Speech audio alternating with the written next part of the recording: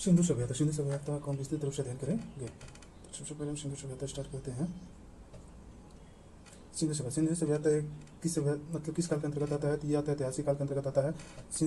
अगर किसी ने पिछला पूछ लिया कि सिंधु सभ्यता किस काल के अंतर्गत आता है, तो हम बता देंगे कि ऐतिहासिक काल के अंतर्गत आता है। सिंधु सभ्यता में जितने भी स्थल मिले, वह सभी स्थल सिंधु नदी के तट के आसपास मिले हैं, इसलिए इस सभ्यता को सिंधु सभ्यता के नाम से जाना जाता है। और इस सभ्यता में सबसे बड़ी विशेषता यह है कि ये एक नगरीय सभ्यता यानी कि शहरी सभ्यता थी, क्योंकि यहाँ पर ज़्यादातर जो स्थलें मिली है वो एक शहर की तरह सजावट है, जिसके कारण से इसको हम शहरी सभ्यता के रूप में जानते हैं। और अगर हम इसको धातु के आधार पर देखें तो सिंधु सभ्यता एक कांस्य युगीन सभ्यता है। कौन सी सभ्यता है? कांस्य युगीन सभ्यता है, क्योंकि यहाँ पर तांबे और टीन के मिश्र धातु से जो बनी है उसे कांसा कहा जाता है। यानी यहाँ पर ज़्यादातर हमें जो वस्तुएं मिली है कांसे की बनी वस्तुएं मिली है, जिसके कारण से हम इसे मतलब इस सभ्यता को हम कांस्य युगीन सभ्यता के नाम से भी जानते हैं। सिंधु सभ्यता के अंतर्गत सर्वप्रथम जो स्थल खुदाई की गई थी, उस खुदाई की स्थल का नाम हड़प्पा है, इसलिए इसे हम हड़प्पा सभ्यता के नाम से भी जानते हैं। यानी कि सिंधु सभ्यता को और किस नाम से जान सकते हैं? हड़प्पा सभ्यता के नाम से जानते हैं, क्योंकि सर्वप्रथम खुदाई की गई स्थल कौन सा है? हड़प्पा स्थल है। ठीक है। और आगे शहरी सभ्यता बताई थी, क्यों कहते हैं? क्योंकि यहाँ पर जितने भी स्थल मिले हैं वो ज़्यादातर शहर की तरह बनावट है, जिसके कारण से शहरी सभ्यता कहते हैं। और ये विश्व की सर्वप्रथम शहरी सभ्यता है। और इसका कालखंड के बारे में चर्चा करें तो इसका कालखंड 2500 BC से लेकर 1700 BC है। 2500 BC से लेकर 1750 BC माना जाता है। और ये कार्बन रेटिंग पद्धति के आधार पर ज्ञात हुआ है कि इसका समय काल 2500 BC से लेकर 1750 BC है। अदर वैज्ञानिकों का अलग अलग मतभेद है। कुछ वैज्ञानिक इसे अलग कालखंड मानते हैं, जैसे जॉन मार्शल कहते हैं कि 3250 BC से लेकर 2750 BC है। अर्नेस्ट मैके कहते हैं कि 2800 BC से लेकर 2500 BC है। माधव स्वरूप बोल्स बोलते हैं कि नहीं, 2700 BC से लेकर 2500 BC है। जी सेड गेड ने 2350 BC से लेकर 1700 BC माने हैं। मार्टिन व्हीलर ने 2500 BC से 1700 BC माने हैं। फेयर सर्विस ने 2000 BC से लेकर 1500 BC तक माने हैं। तो इस आधार पर सब अलग अलग वैज्ञानिकों के अलग अलग मत था, लेकिन इसमें सबसे सर्वाधिक उपयुक्त माना गया कालखंड 2500 BC से लेकर 1750 BC माना गया, जो कार्बन रेटिंग पद्धति के आधार पर ज्ञात हुआ है। अब सिंधु सभ्यता का नाम सिंधु सभ्यता सर्वप्रथम किसने रखा था? तो इसका नामकरण सर्वप्रथम जॉन मार्शल ने किया था। यानी कि सिंधु सभ्यता का नाम सिंधु सभ्यता किसने रखा था? जॉन मार्शल ने रखा था। और ये पूछा जाएगा कि अगर जितने भी क्षेत्र मिले सिंधु सभ्यता के, उसको अगर चारों तरफ से घेरा जाए तो उसका आकार कैसा दिखेगा? उसका आकार त्रिभुजाकार दिखेगा। यानी कि लगभग जैसे कि कह सकते हैं कि अगर यहाँ पर सुतका गेंडोर है और यहाँ पर मंडा है, यहाँ पर आलमगीरपुर है और यहाँ पर दैमाबाद है, तो अगर इसको हम ये चारों क्षेत्र को मिलाएं लगभग ये त्रिभुजाकार दिखते हैं। यानी कि हम कह सकते हैं कि सिंधु सभ्यता में जितने स्थल मिले हैं और उस स्थल के चारों तरफ से मिलाया जाए तो उसकी आकृति कैसी दिखेगी? तो त्रिभुजाकार दिखेगी। अतः इसलिए सिंधु सभ्यता का आकार कैसा है? तो त्रिभुजाकार है। और इसका क्षेत्रफल पूछा जाए कि जितनी भी सिंधु सभ्यता का स्थल मिले हैं, अभी सभी सभ्यताओं को एक साथ मिलाकर उसका क्षेत्रफल ज्ञात करते हैं लगभग कितने क्षेत्रफल में फैला हुआ है? तो यह क्षेत्रफल लगभग इसका 13 लाख वर्ग किलोमीटर में। ऐसे आंकड़े के अनुसार 12,99,600 वर्ग किलोमीटर है, लेकिन इसको हम लगभग में 13 लाख वर्ग किलोमीटर कहते हैं, जो अभी तक ज्ञात स्थल है उसके आधार पर। अब आ जाओ, अगर इसके चौहद्दी के बारे में अध्ययन करें, किसके बारे में? चौहद्दी के बारे में, मतलब कि इसका उत्तरी बिंदु कौन सा है, दक्षिणी बिंदु कौन सा है, पूर्वी बिंदु कौन सा और पश्चिमी बिंदु कौन सा है। तो सिंधु सभ्यता के पूर्वी बिंदु, पश्चिमी बिंदु, उत्तरी बिंदु और दक्षिणी बिंदु के बारे में एक हम डायग्राम, जैसे कि हम डायग्राम बनाते हैं तो ऊपर वाले को उत्तर कहते हैं, नीचे वाले को दक्षिण करते हैं, दाहिना हाथ पूरब कहते हैं और बायां हाथ पश्चिम कहते हैं। तो उत्तर की तरफ सबसे उत्तरी बिंदु पर कौन सा स्थल है? मंडा है। वहीं दक्षिण में कौन सा स्थल है? दैमाबाद है। वही अगर पूरब की बात करें तो पूरब यानी कि दाहिने तरफ है हिंडन आलमगीरपुर। वही अगर पश्चिमी की तरफ बात करें तो सुतका गेंडोर है। अब आजा नदी, तो मंडा पूछेगा किस नदी के किनारे है? तो चिनाब नदी के किनारे है। कौन सी नदी किनारे? चिनाब नदी। और आलमगीरपुर किस नदी किनारे है? तो हिंडन नदी किनारे है। दैमाबाद किस नदी किनारे है? तो परवादा नदी के किनारे है। सुतका गेंडोर किस नदी किनारे है? तो दासक नदी के किनारे है। अब इसका अगर डायग्राम से देखना चाहते हो तो डायग्राम से भी दिखा देते हैं कि कैसे कहाँ पर कौन सा स्थल है। आ जाएगा देखो यहाँ, जैसे उत्तर में मांडा, उत्तर में मांडा, दक्षिण में परवा नदी पे अहमदनगर में बल्कि दैमाबाद है, पूरब साइड में आलमगीरपुर है और पश्चिम में सुतका गेंडोर। अब सुतका गेंडोर अगर पूछा जाए कि कहाँ पे स्थित है तो बलूचिस्तान कहाँ है? पाकिस्तान के पश्चिमी प्रांत है, तो वहाँ पर सुतका गेंडोर है। नदी के साथ साथ मांडा चिनाब नदी, आलमगीर हिंडा नदी, दैमाबाद परवा नदी और सुतका गेंडोर दासक नदी के किनारे स्थित है। क्षेत्रफल भी लगभग बता ही दिया हूँ कि 12,99,660 वर्ग किलोमीटर है और आकार भी बता दिया हूँ कैसे त्रिभुजाकार है। अब ये हो गया। अब इस सभ्यता के खोजने में कौन कौन से पुरातत्वविदों ने महत्वपूर्ण योगदान निभाया है? तो महत्वपूर्ण योगदान खोजने वाले में तो पहले जानकारी, तो सर्वप्रथम जानकारी किसने दिया था कि यहाँ पे एक प्राचीन सभ्यता है? तो चार्ल्स मैसन ने। कब दिया था? 1826 ईस्वी में। सर्वेक्षण किसने किया था? तो जेम्स कनिंघम ने। और कनिंघम ने वहाँ पर सर्वेक्षण किया तो उन्हें एक मोहर मिला। उस मोहर पर एक दृश्य मिला, निशान का चित्र मिला, अच्छे अक्षर मिला, लेकिन अभी तक उस अक्षर को डिकोडिंग नहीं किया गया, मतलब उसका अर्थ भी नहीं निकाला गया। बस उन्हें देखे थे उसमें 6 लेटर अंकित है और एक बिशप यानी चित्र स्मारक का चित्र था उसमें। पुरातत्व विभाग की स्थापना किसने किया था भारत में? तो लॉर्ड कर्जन ने किया था। कब? 1904 ईस्वी में। और पुरातत्व विभाग की स्थापना लॉर्ड कर्जन ने किया था, तो उसका महानिदेशक किसने किया था? तो महानिदेशक जॉन मार्शल को नियुक्त किया था। और जॉन मार्शल के दिशा निर्देश पर ही दयाराम साहनी ने सर्वप्रथम सिंधु सभ्यता का स्थल जो था हड़प्पा, उसकी खुदाई की थी और खुदाई करके 1922 ईस्वी में अपनी रिपोर्ट पेश की थी। तो आज हम अब सभी सभ्यता जितने भी सिंधु सभ्यता का स्थल मिले हैं उनको हम विस्तृत रूप से अध्ययन करते हैं, जिसमें से पहला जो खोदा गया स्थल था उसका नाम था हड़प्पा। कौन सा था? हड़प्पा। कब खोजा गया था? 1921 में। किसने खोजा था? दयाराम साहनी ने। अगर स्थान पूछा जाएगा स्थान कहाँ है, तो ये है माउंट गोमरी जिला में है। कहाँ के? पाकिस्तान के माउंट गोमरी जिला में। और किस प्रांत में पड़ता है? तो पंजाब प्रांत में पड़ता है। किस नदी के तट पर स्थित है? तो रावी नदी के तट पर स्थित है। यहाँ से कौन कौन सी प्रमुख वस्तुएं मिली है? तो वस्तुएं के रूप में अगर देखनी है तो कुम्हार की चाक है। क्या है? कुम्हार की चाक। और कुम्हार की चाक है तो कुम्हार रहते कहाँ है? आवास में। यहाँ आवास भी मिलेगा, यानी श्रमिक की आवास मिलेगा। कुम्हार एक प्रकार के कारीगर है, तो कारीगर तो लकड़ी का ताबूत भी मिलेगा, लकड़ी का ओखली भी मिलेगा। यानी लकड़ी की ओखली, लकड़ी के ताबूत कहाँ से मिला है? हड़प्पा से। और ये पूजा भी करते होंगे, यानी मातृ देवी की मूर्ति भी मिला है। और इससे ज्ञात होता है कि यहाँ का समाज कैसा था? तो मातृ सत्तात्मक समाज था। यहाँ पर अनागार भी मिला है, लेकिन स्नानागार नहीं मिला, क्योंकि श्रमिक है, श्रमिक कहीं भी नहा सकते हैं, स्पेशल स्नानागार नहीं है। और RS-37 का विस्तार मिला है, हाथी का कपाल भी मिला है, और स्वास्तिक का चिन्ह, यानी स्वर्ण स्वास्तिक का चिन्ह कहाँ पर मिला है? हड़प्पा सभ्यता में। और वहीं अगर मोहनजोदड़ो पढ़ेंगे तो व्यापक रूप से मिला है स्वास्तिक का चिन्ह। अब आ जाओ मोहनजोदड़ो। मोहनजोदड़ो को किसने किया था? राखालदास बनर्जी ने। कब? 1922 में, जस्ट 1 साल बाद। स्थान पूछा कहाँ है? तब पाकिस्तान के सिंध प्रधान के लड़काना जिले में है। कौन सी नदी के तट पर स्थित है? सिंधु नदी के तट पर स्थित है। सिंधु सभ्यता के सबसे बड़ा शहर किसे कहते हैं? मोहनजोदड़ो कहते हैं। यानी कि जितने भी स्थल मिले उसमें से सबसे बड़ा शहर स्थल कौन सा है? मोहनजोदड़ो ही है। और मोहनजोदड़ो का अर्थ क्या होता है? मृतकों का टीला। अब आ जाओ वस्तुएं के रूप में। तो स्वास्तिक वस्तुएं कौन कौन सी मिली है यहाँ पे? तो स्वास्तिक के चिन्ह मिला है, पुरोहित का आवास मिला है, घर में कुआं मिला है, सूती वस्त्र मिला है। सूती वस्त्र कौन पहनेंगे? तो पुरोहित पहनेंगे, इसलिए सूती वस्त्र मिला है। पुरोहित नहाए कहाँ? तो स्नानागार में, इसलिए यहाँ का स्नानागार मिला है। पुरोहित के खाने के लिए भंडार की आवश्यकता है, इसलिए यहाँ पर अनागार भी मिला है। कांसे की नर्तकी मिली है, और कांसे की नर्तकी मतलब यानी कि बस धातु या धातु के रूप में तांबे का ढेर भी, यानी तांबे से ही कांसा बनता है, इसलिए यहाँ तांबे का ढेर भी मिला है। और पुरोहित कहाँ पर अपनी सभा रखेंगे? तो सभागार में, यहाँ पर सभागार भी मिला है। और ये किसकी पूजा करते हैं? तो पशुपति शिव की पूजा करते हैं। चला जाए।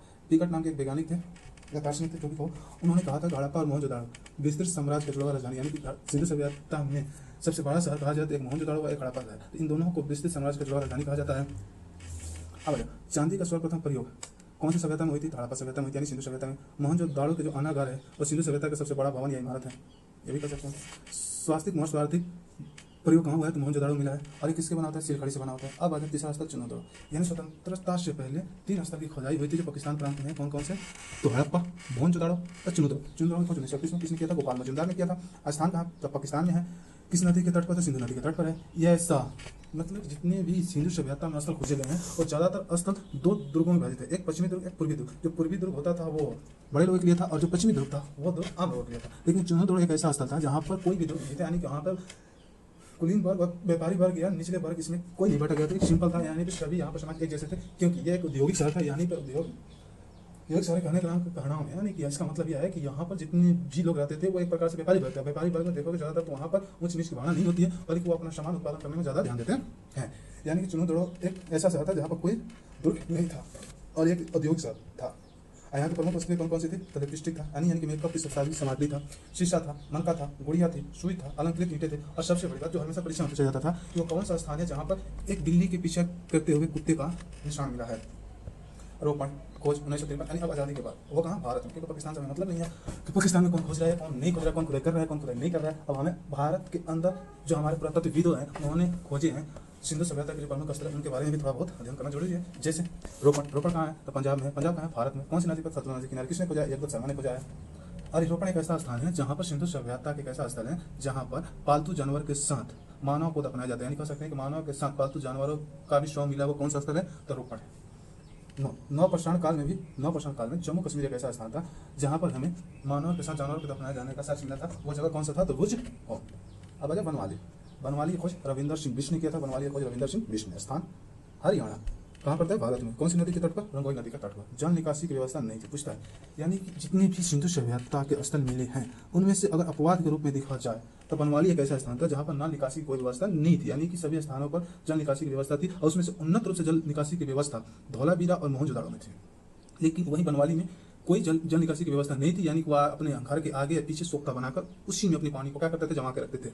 यहाँ पर मिट्टी का हाल भी मिला है, यानी से प्रमाण होता है कि बनवाली में कृषि होती थी। टेढ़ी मेढ़ी सड़कें मिली, बाकी जगह की सड़कें समकोण थी और पूर्व से पश्चिम दिशा की होती, लेकिन एक ऐसा स्थान था बनवाली जहाँ पर सड़कें टेढ़ी मेढ़ी थी। अब आते कालीबंगा क्या होता है? अब जैसे कहा कि बनवाली हो गया, मोहनजोदड़ो हो गया, हड़प्पा हो गया, चुनौदड़ो हो गया कि उसकी खुदाई आज उसका खोज करता खुद एक ही होते थे, लेकिन कालीबंगा एक ऐसा है जहाँ पर खोजकर्ता कोई और है, खुदाई कोई किसी और ने की है। जैसे खोजकर्ता अमलानंद घोष ने किया था और खुदाई बीके थापड़ और बीबी लाल। इसको याद करने का सबसे आसान तरीका है कि कालीबंगा का अर्थ होता है काली मिट्टी की चूड़ी, और चूड़ी कौन पहनती है? औरतें पहनती है ना। और औरतों को चूड़ी नाम तो अपने पति को कहाँ करेगी? मार देगी। और मारेगी कैसे? तो बीके को थापड़ से मारेगी, जिसके कारण से उनका मुंह क्या हो जाएगा? लाल हो जाएगा, यानी कि थापड़ से लाल, यानी बीके थापड़ बीबी लाल। और यहाँ पे कौन कौन सी प्रमुख वस्तु मिली है? तो अलंकृत ईंटें मिली है, चूड़ी मिला है, जोता हुआ खेत मिला है, यानी कि हल का प्रमाण भी मिला है, हवन कुंड मिला है। हवन कुंड कहाँ मिला है? तो एक लोथल में मिला है, एक बनवाली में मिला है। ठीक है। स्थान राजस्थान के हनुमानगढ़ जिले में और सरस्वती नदी के तट पर है। सुरकोट कहाँ है? तो गुजरात में। किसने खोज किया? जगपत जोशी ने किया है। यहाँ पर कलश सावधान और घोड़े की हड्डी मिला है, कलश सावधान और घोड़े की हड्डी। अब वजह लोथल स्थान अहमदाबाद गुजरात में भगवा नदी किनारे। एक ऐसा स्थान था जहाँ बंदरगाह था, यानी कि गोदीवाड़ा था। घर के दरवाजे सड़क की ओर ना खुलकर, मतलब हड़प्पा सभ्यता यानी सिंधु सभ्यता के जितने भी घर थे उनके दरवाजे थे जो सड़क के साइड ना खोल के सड़क के अपोजिट, मतलब कि पीछे साइड खुलता था, ना कि सड़क की ओर।